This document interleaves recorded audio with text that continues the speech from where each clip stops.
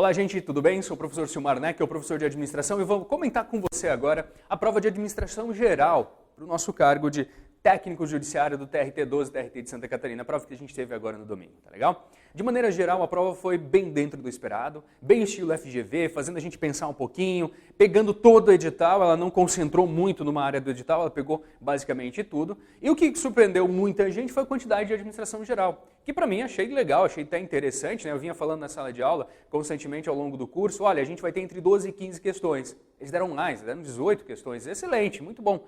Ah, professor, mas devia ter dado mais direito do trabalho. Eu acho que não, cara. Eu acho que não. A gente teve que ter a noção do direito do trabalho, a gente teve que entender um pouquinho disso, porque é área fim. Mas a gente não vai trabalhar na área fim. Você não vai trabalhar na área fim entrando lá no TRT, a não ser que você trabalhe na parte ligada realmente a isso. Né?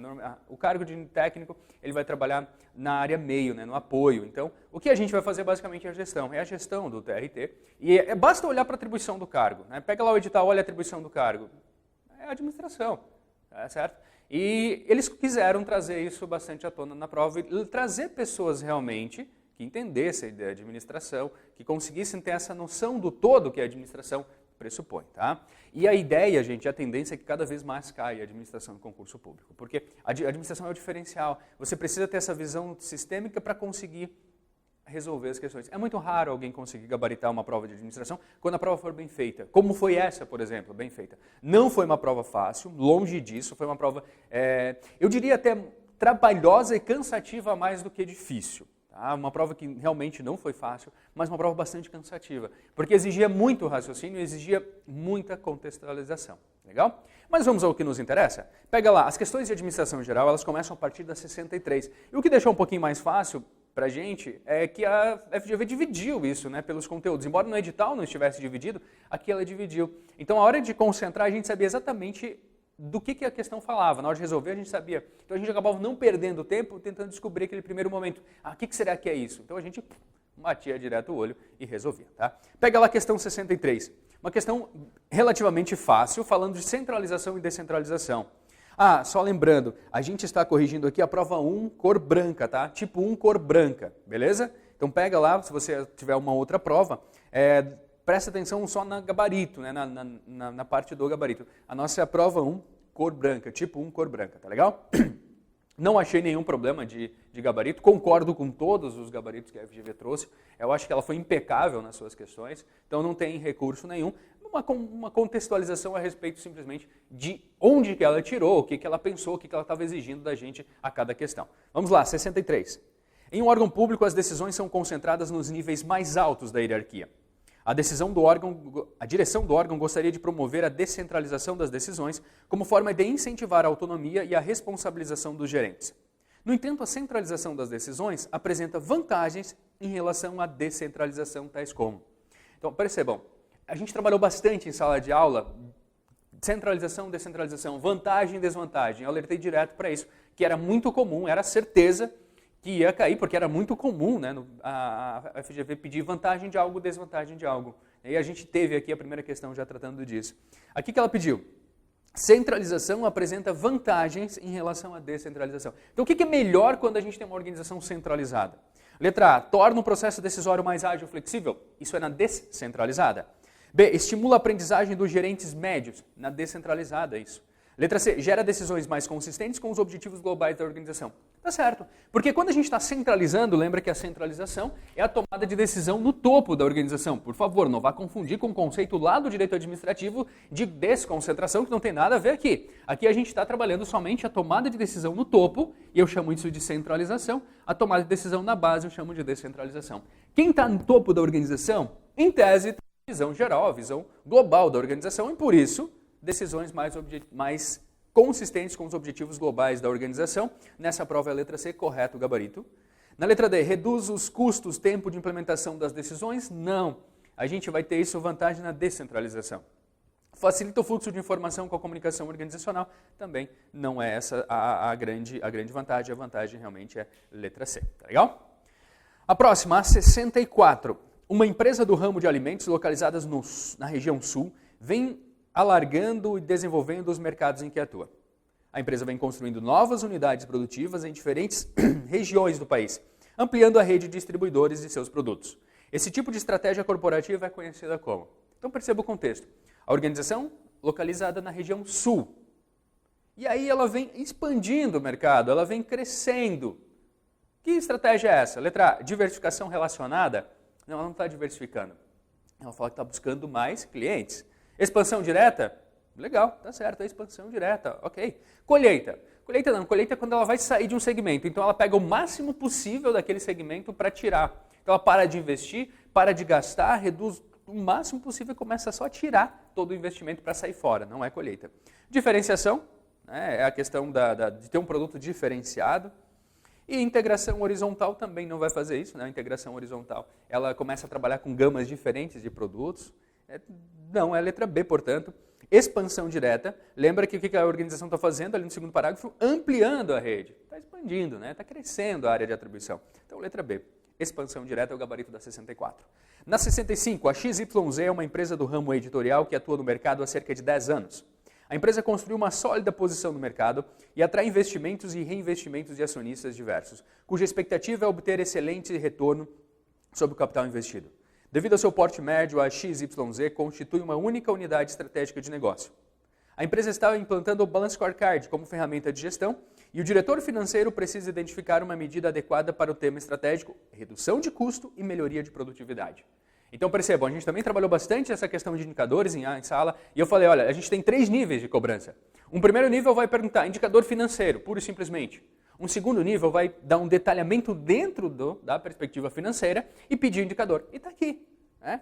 Certeza que ia cair uma questão dessa, como eu falei em sala, ia cair, está aqui, portanto. Então ele quer, dentro de financeira, algo que traga para a gente uma indicação a respeito de redução de custos e melhoria de produtividade. Letra A, receita por funcionário. Não, a receita não está ligada à redução de custo. Esquece.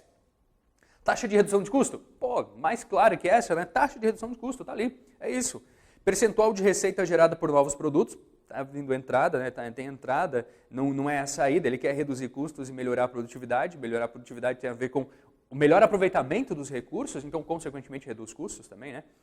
Letra D, retorno sobre o patrimônio líquido. Tudo isso é volta, é retorno. Aumento da taxa de vendas por segmento. Aumentar a taxa de vendas não significa que a gente vai reduzir custo. Então percebam que as outras assertivas todas estão falando de entrada, não estão falando de saída, de custo. E o que ele quer é redução de custos, reduzir a saída. Letra B, portanto, taxa de redução de custos, também não tinha dúvida nessa. Questão 66. O gerente de uma empresa foi informado de que um dos melhores funcionários de sua equipe, o Pedro, foi sondado com uma proposta de emprego em uma concorrente. O gerente está considerando apresentar uma proposta de aumento salarial a Pedro para que ele permaneça na equipe. Para estruturar adequadamente a negociação, é preciso que o gerente estabeleça alguns parâmetros básicos, tais como... Essa questão aqui é uma das mais complicadinhas que a gente tem na nossa prova. Tá? Primeiro porque negociação não é algo tão frequente de cair em concurso público, provavelmente a maioria, você talvez tenha estudado pela primeira vez isso, né? E aqui ele contextualizou como uma isca a situação. O Pedro quer sair e eu vou negociar com ele. Mas esse era só um pano de fundo, era um cenário maior. O que a gente precisa saber, o que ele quer é o seguinte, para estruturar uma negociação, o que a pessoa precisa? O que você, quando vai negociar, o que a teoria de negociação traz para a gente? Letra A, oportunidades de criação de valor. Isso tem a ver com o resultado final já. Oportunidade de criação de valor, a gente não vai visualizar necessariamente aqui. Preço máximo. Preço máximo está ligado às margens. O máximo que a gente vai conceder, ou que a gente vai exigir, preço máximo poderia ser. Letra B, equidade de posição. Não faz sentido uma negociação essa equidade de posição. Na hora é interessante, dependendo da estratégia, dependendo de como você se portar, manter essa equidade de posição, principalmente se você está abaixo. Agora, se você já está superior, não é interessante ter equidade de posição. Preço de resistência, ok, está ligado ao preço máximo, mas nesse caso, quem deveria estabelecer o preço de resistência seria o Pedro, que está querendo sair, e não você que vai ofertar alguma coisa, né? Você tem que pensar no limite máximo, não na resistência, ou não numa base. Letra C, a tática de negociação. Zona de acordo possível. Tática de negociação e zona de acordo possível seria um conciliador, uma terceira pessoa intermediando, que não é o caso, a gente não tem essa figura aqui. Letra D, ancoragem. Ancoragem, sim. Onde que a gente vai buscar elementos fixos para começar a trabalhar? Contra ancoragem, não. Aí a gente vai cortar esses elementos fixos que um negociador traz para a gente. Então, está errado. Na letra E, melhor alternativa à negociação do acordo. Isso sim. Você tem que pensar logo de cara, qual seria o ideal, qual seria a melhor alternativa? E a partir da melhor alternativa, começar a pensar como que eu vou conceder e tudo mais. Preço de reserva, ou seja, exatamente isso, a concessão. Quanto que eu consigo abrir mão? Qual é o meu preço de reserva? Então eu tenho o preço máximo, até onde eu posso ir, mas eu tenho uma reserva ainda, eu tenho uma concessão que eu posso fazer. Tá? Então por isso a letra E, legal, certinho, mas é a questão, eu acho, a mais difícil da prova, eu até diria. Tá legal? Porque trouxe uma isca ali para a gente trabalhar. Letra E, portanto, na 66. Questão 67. Uma indústria química bastante tradicional adotava departamentalização funcional com foco no aproveitamento de economia de escala. Recentemente, a indústria passou por uma atualização da tecnologia de produção com a compra de maquinário e utilização de última geração. A fim de explorar vantagens econômicas na nova tecnologia do processo produtivo, uma consultoria externa foi contratada para realizar um trabalho de reengenharia e, entre outras mudanças, a indústria passou a adotar departamentalização por processo. A departamentalização por processo tem entre suas desvantagens. Eu comentei ao longo das nossas aulas que não adianta a gente saber o assunto se a gente não souber responder as questões. Eu alertei isso constantemente. E nessa questão aqui, algumas vezes eu falava, olha, a maioria das bancas traz um enunciado que não serve para nada. A gente às vezes tem no finalzinho ou no começo situações peculiares que a gente precisa observar. A FGV nem sempre traz assim, mas eu preciso que vocês tenham esse discernimento. Às vezes o enunciado não serve para nada. Na questão anterior era só um pano de fundo e nessa questão ele não serve para nada. Gente, o que a questão quer? Pega a última linha ali, ó. Departamentalização por processo tem entre as suas desvantagens.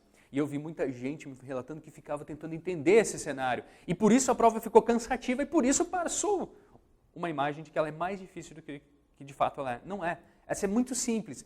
Qual é a desvantagem da departamentalização por processo? Lembra por processo? A nossa carteira de sala de aula, onde você tem uma sequência de atribuições específicas e elas são sequenciais. Lá na carteira de sala de aula, que passava na marcenaria, na estofaria e na ferraria, ou em ordem diferente. Né? Primeiro a ferraria, depois a estofaria, depois na marcenaria. Qual é o problema disso? Eu lembro que eu comentava? Primeiro a questão da flexibilidade. Por quê? Porque se der problema em um setor, todo o restante fica comprometido. E olha o que ele trouxe na letra E. Maior risco operacional. Pois uma falha em um processo pode levar a uma falha sistêmica da organização. Então, deu problema em um, consequentemente, como tudo está encadeado, vai dar problema em tudo. Então você tem que ter um foco maior, uma atenção maior. Esse é o principal problema. A falta de flexibilidade. Porque deu algum problema em tudo. Então a letra E é o gabarito. Maior risco operacional, pois uma falha em um processo pode levar a uma falha sistêmica da organização. Mas as outras, percebam que não vai ter sentido nenhum. Na letra A, desperdícios e redundâncias de esforços. Pelo contrário, a gente vai maximizar isso. A gente vai ter quase nada de desperdício. Pela dificuldade de racionalização das etapas de execução do trabalho, esse modelo aqui é o mais racionalizado, é o mais onde a gente trabalha o processo ao extremo.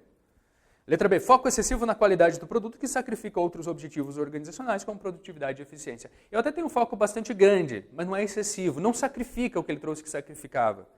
Letra C, dificuldade de comunicação e coordenação pelo isolamento de departamentos. Isso a gente teria mais na funcional, que trabalha especialização, aqui trabalha especialização, mas com o processo, então eu não tenho esses departamentos tão isolados assim. Na letra D, custos operacionais crescentes pela necessidade de atualização tecnológica constante. Não necessariamente, eu posso trabalhar o processo sem que ele esteja necessariamente atualizado, eu não sinto essa necessidade, tá? Até porque eu tenho uma baixa flexibilidade. Então a letra E é o gabarito da 67. 68, um diretor de uma empresa declarou que a maior parte do seu tempo é dedicada à identificação e ao desenvolvimento de novos projetos de negócio. O diretor desempenha destacadamente um papel. Essa, contrariando a anterior, a gente teria que entender o cenário. Porque, poxa, qual é o cenário que o diretor executa? Ele não deixou claro aqui como ele deixou no anterior. Então, nessa questão aqui, o que o diretor faz? Identificação e desenvolvimento de novos projetos de negócio. Por isso, identificar e desenvolver novos. O cara vai trabalhar com o quê? Com empreendedorismo, certo? Olha as questões. Papel decisório de empreendedor, informacional de monitor, decisório de administrador de recursos, interpessoal de líder, informacional de disseminador. Gente, essa questão aqui, ela está falando dos papéis do Mitzenberg. São papéis bem peculiares, a gente tem pouquíssimas questões em cima disso, é uma questão bastante rara e difícil de ser cobrada. No entanto, o contexto dela deixou ela fácil. Porque quando ele fala que o papel é identificar e desenvolver novos projetos de negócio, mesmo que você nunca tenha visto o Mitzenberg, mesmo que você nunca tenha trabalhado os papéis do Mitzenberg, Isso é uma característica de empreendedor. Então está ali a letra A, poder decisório de empreendedor. Na letra B, monitor, está mais ligado a um controle. Administrador de recursos, ele não está administrando recursos. De líder, líder envolve pessoas, né? O engajamento das pessoas não é o que o enunciado trouxe. E disseminador, ligado a disseminar uma prática, uma informação, uma situação, também não é. Então, letra A, portanto, na 68, embora seja um assunto complicadinho, ela ficou fácil pelo contexto que apareceu. Na 69, uma questão bastante batida, eu lembro que quando a gente trabalhou isso em sala de aula, eu falei, olha, esses são os problemas de comunicação, mas esse cai muito. E olha só ele aqui. Os processos de avaliação de desempenho, problemas de comunicação não, problemas de avaliação de desempenho. Dos problemas de avaliação de desempenho, esse cai muito, tal, eu expliquei só aquele, falei que tinha os demais e adivinha, caiu aqui. Então, exatamente como a gente trabalhou em sala de aula. Os processos de avaliação de desempenho humano são sujeitos a distorções que podem impedir que eles atinjam a eficácia pretendida. Um dos problemas mais comuns ocorre quando a avaliação do funcionário em determinado item influencia sua avaliação nos demais, ou seja, o avaliado recebe do avaliador bom em determinado item da avaliação e recebe bom nos demais. Ou seja, um item me impressiona tanto, o cara é tão proativo que eu esqueço que ele chega atrasado. Eu avalio ele bem na questão da pontualidade. Lembra desse exemplo? Pois é, isso chama efeito halo. Né? Efeito halo, portanto, letra A. Tendência central é quando eu não quero sacanear com o cara e dar uma... Quando eu acho que eu vou sacanear com ele dando uma nota baixa, então eu não quero isso, eu fico um pouquinho mais para cima do que deveria, mas eu também não dou nota boa, porque vai que ele cresça melhor na empresa. Então eu fico no meio, em cima do muro. Não é tendência central aqui. Padronização de resultados não é um problema. Efeito de proximidade é a recenticidade quando a gente dá muito valor para o passado próximo e não tanto valor para o passado distante, não é o caso. E pressão inflacionada. Também não sei do que ele está falando aqui, qual foi o autor que ele trouxe, não consegui identificar, mas isso aqui é unânime no conceito de efeito halo, tá certo, a 69, bem tranquilinha, bem trabalhada em sala. Na questão 70, em uma reunião para a definição de metas de desempenho individual para 2018, um funcionário declarou ao chefe: quero mostrar que dou conta das atribuições complexas, gosto de metas desafiadoras e quero ser o melhor membro da equipe. Ou seja, eu quero ser bom, me dá uma meta, eu cumpro as minhas metas. De acordo com as teorias de motivação, o funcionário apresenta como necessidade predominante. E, gente, trouxe necessidade? Restaram 3 teorias. Maslow, ERC do Alderfer e teoria do Macklin, teoria das necessidades adquiridas, do Macklin, MC Happy, lembra? A gente comentou. Afiliação está no Macklin e ela fala de uma questão social, de fazer parte de um grupo. Não é o caso. Poder, Macklin também tem poder, que é influenciar, que é dominar alguém, dominar um grupo de pessoas. Não é o caso, ele quer ser desafiado. Controle não é necessidade. Realização, realização sim. Percebam que ele trouxe as 3 necessidades do Macklin. O Happy aqui, R de realização, A de afiliação e P de poder. Okay? E aqui é a realização. É quando você cumpre as suas metas, cumpre o estipulado, o que você estava querendo fazer, letra D, portanto. Na letra E, reforço também não é uma necessidade, a gente tem uma teoria de reforço, mas não é o caso aqui. Então, letra D na questão 70, bem tranquila também essa aqui, para quem estudou um pouquinho sobre teorias motivacionais. Na 71, ainda de questão ligada à avaliação de desempenho. O gerente de recursos humanos de uma fábrica de médio porte quer implantar um método de avaliação de desempenho para o pessoal da área operacional, para o chão de fábrica. A gerente quer um método que seja de fácil utilização, permita comparar os resultados dos funcionários e possibilite a fácil retroação de dados aos avaliados. Tendo em vista, um método adequado seria... Ela trouxe 2 questões de avaliação de desempenho, né? A 69, que falou do efeito halo, que é a questão mais cobrada e mais batida em concurso público que a gente tem, e ela trouxe 71, que também é uma das mais cobradas, não entrou naqueles métodos mais complicados. Ela quer, olha só, na 71, uma ferramenta simples, fácil de aplicar, fácil de mostrar, e qual que a gente vai trabalhar? Aqui, normalmente, as organizações trabalham como sendo a primeira, ou seja, escalas gráficas, né? Letra E, escalas gráficas. É muito básico, é muito simples, é fácil de aplicar, é fácil de mostrar, graficamente, inclusive, é fácil de comparar. A melhor de todas é escalas gráficas. Escolha forçada, quando a gente é forçado a escolher de um conjunto de frases, a frase que mais se parece, não é o caso, ela é mais complicada para você montar, para você extrair informação. Administração participativa por objetivos. É fácil de fazer, bastante básica, mas você não tem essas informações no sentido de comparação de resultados. Traça um objetivo e avalia. Chegou ou não chegou? Chegou, legal. Então, traça o próximo. Professor, mas não dá de comparar quem chegou no objetivo? Dá para quem chegou, mas a complexidade dos objetivos deixa essa avaliação mais subjetiva, entende? Então, talvez um objetivo seja fácil para alguém, e aquele objetivo, de maneira geral, era fácil. Para outra pessoa, outro objetivo é mais complexo.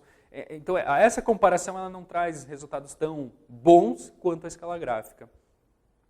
Incidentes críticos, eu não quero a normalidade, eu quero que aconteceu de muito bom e de muito ruim na pessoa, então também não dá para a gente comparar. E pesquisa de campo, quando vem alguém de fora fazer uma avaliação fora do nosso setor, né, fazer uma avaliação do nosso setor, não é o caso aqui também.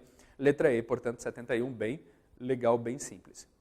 Na 72, um engenheiro que ocupa um cargo de gerente de projetos ambientais em uma empresa de grande porte completou seu tempo para a aposentadoria. Quando indagado pelos membros da equipe se iria se aposentar, o gerente respondeu: gostaria de me aposentar, mas não penso nisso agora. Porque não poderia deixar a empresa em um momento em que tenho projetos complexos e fundamentais para o sucesso do negócio sob minha responsabilidade. O comprometimento do gerente com a organização é do tipo... Em termos de comprometimento, a gente tem 3 comprometimentos: afetivo, instrumental e normativo. O afetivo é pelo afeto. Poxa, eu gosto muito de lá, né? Eu vou sentir um vazio quando eu sair. Não é o caso. O instrumental, quando ele depende por alguma restrição, ele precisa estar lá. E o normativo, quando tem a ver com os valores. E aqui é o normativo. Eu não penso nisso agora porque eu não penso na aposentadoria, porque eu não posso deixar a empresa no momento que eu tenho projetos fundamentais sob minha... Então, os meus valores não me permitem isso. Então, é o comprometimento normativo. Tá? É uma outra questão que não é muito comum, muito padrão cair, tá legal? Mas não tem problema não, tá certo o normativo. Questão 73. Determinado cartório passou por uma profunda reestruturação organizacional e alguns níveis hierárquicos intermediários foram eliminados. Lembra como é que chama isso? Achatamento ou downsizing. Então, eu tenho uma organização que ela é extremamente alta, alongada, com muitos níveis hierárquicos. Há uma reestruturação e essa organização ela se torna mais horizontalizada, com menos níveis hierárquicos, consequentemente com menos cargos e também com menos pessoas. Eu demito pessoas no downsizing ou achatamento. Uma das características das organizações achatadas é que... Então, qual é a característica dessa organização em relação àquela outra que tinha mais níveis hierárquicos? Letra A. Os níveis de automação e informação são altos. Não é característica, isso não define nada. Letra B. Os empregados dos níveis mais altos sentem-se mais distantes da cúpula. Mais altos, mais distantes da cúpula? Eles estão na cúpula, não faz sentido. Desculpa, dos níveis mais baixos, né? Dos níveis mais baixos se sentem mais distantes da cúpula. Não, eles estão mais próximos da cúpula. Aqui eles estavam mais distantes. Quando a gente tem a organização alta, eles estão mais distantes. Os salários são maiores visto que possuem menos empregados. Pode ser que sim, pode ser que não. Pode ser que eu tenha reduzido a quantidade de pessoas realmente para cortar gastos, né? A gente tem constantemente órgãos públicos se reestruturando, eliminando cargos. É difícil ver, né? Mas volta e meia acontece. Ou por uma baixa de orçamento, acaba não contratando mais, não chama. Quantas pessoas aí, você talvez esteja classificado e não chama, porque não tem orçamento, e aí você acaba reduzindo. Então não é porque tem menos pessoas, não é porque tem menos pessoas que ele vai realmente ter um aumento salarial maior, tá? Tá errado. Existem mais oportunidades para progressão na carreira. Não sei, depende de organização por organização. Talvez tenha menos. Por quê? Porque a gente tem menos níveis. Não dá para saber. Letra E. As decisões são tomadas mais prontamente, o que permite maior rapidez em responder aos clientes. Isso é verdade. A cúpula fica mais próxima da execução. A execução se espalha mais e tem mais autonomia. Então, letra E está certa, na 73, no downsizing, isso acontece. Fica mais flexível. A organização fica mais flexível. Questão 74. O desembargador de um grande órgão público contratou um gestor de projetos para planejar e implantar um novo sistema de informação para melhor gerenciamento dos processos internos. Em relação à gestão de projetos, é correto afirmar que... mais uma questão que o enunciado não diz nada, né?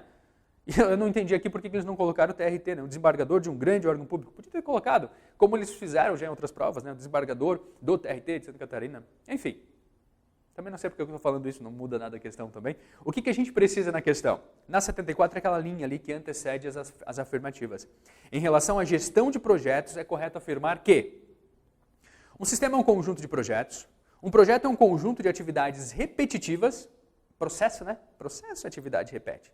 Projetos são atividades temporárias, contínuas e únicas. Pô, contínua não, cara. Contínua não é contínua. Projetos podem ser meios de se implantar estratégia. Isso pode. Projeto pode ser um meio para você implantar uma estratégia. Tem uma estratégia, tem uma definição, vou fazer um projeto. Pode ser. Uma estratégia para estudar melhor. Eu vou trabalhar um pouquinho sobre os meus modelos de percepção, modelos de memorização. Vou estudar mapas mentais e a gente faz projetos para a gente se qualificar nessa área. Pode ser. O objetivo é planejar mudanças. Não, esse não é o objetivo de um projeto, então letra D é o que mais se adequa aqui na questão de gestão de projetos. Podem ser meios de se implantar estratégias? Pode, sim, isso é sempre verdade. Letra D, portanto, na 74. 75, o gerente de riscos. Riscos, essa é a questão que tratou de riscos. Riscos, quem trabalhou com vocês foi a professora Fran. E ela gravou comentários dessa questão aqui. Vamos pular então, vamos para otimizar o nosso tempo. Pega depois a 75 lá com a professora Fran, tá legal?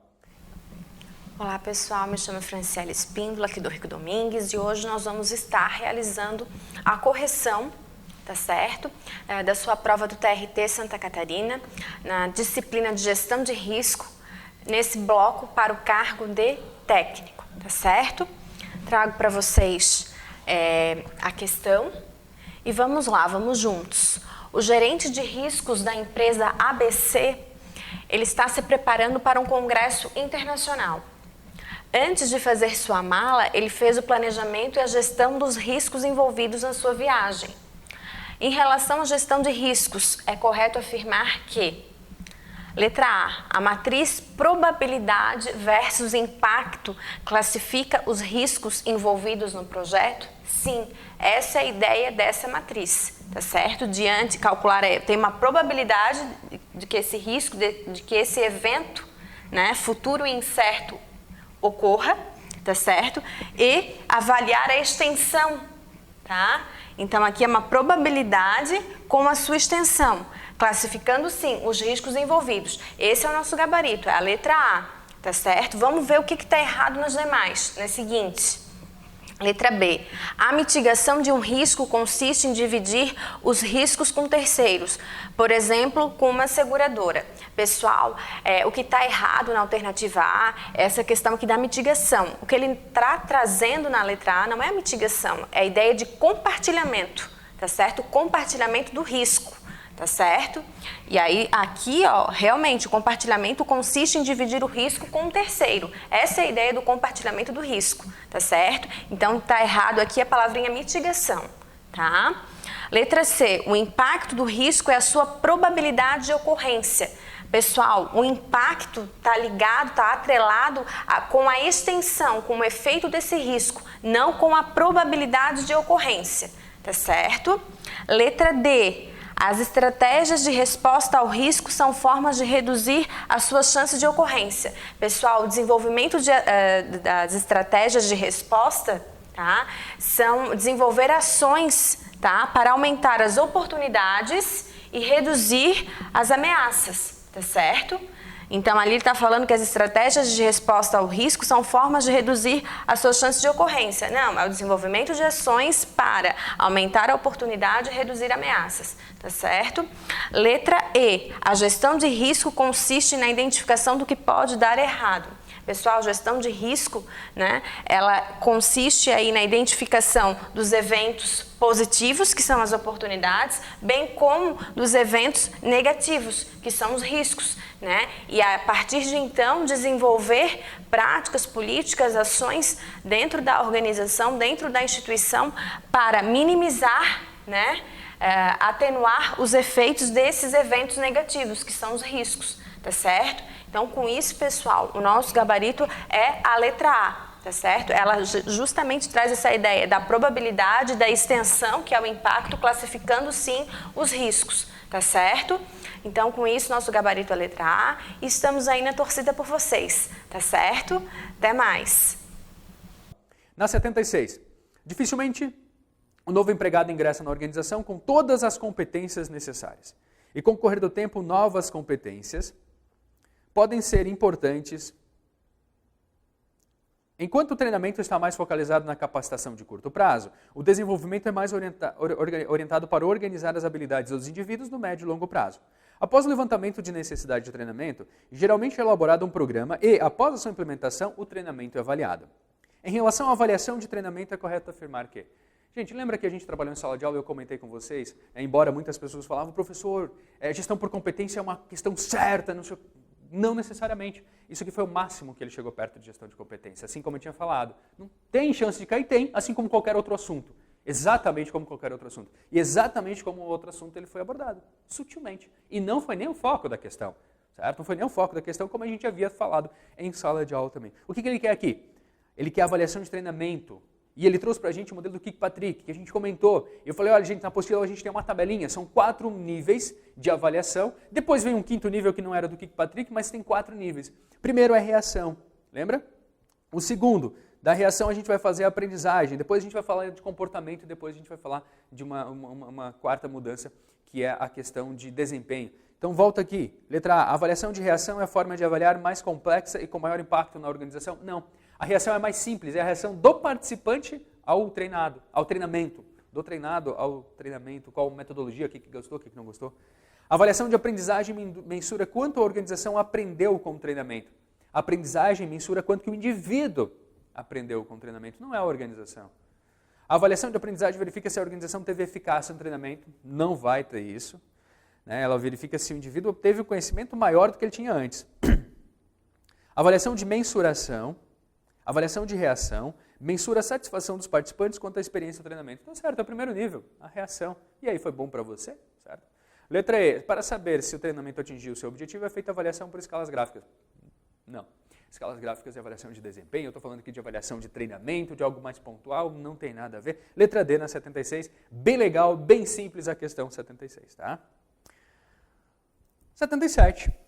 O empresário internacional pretende criar uma filial de sua empresa no Brasil.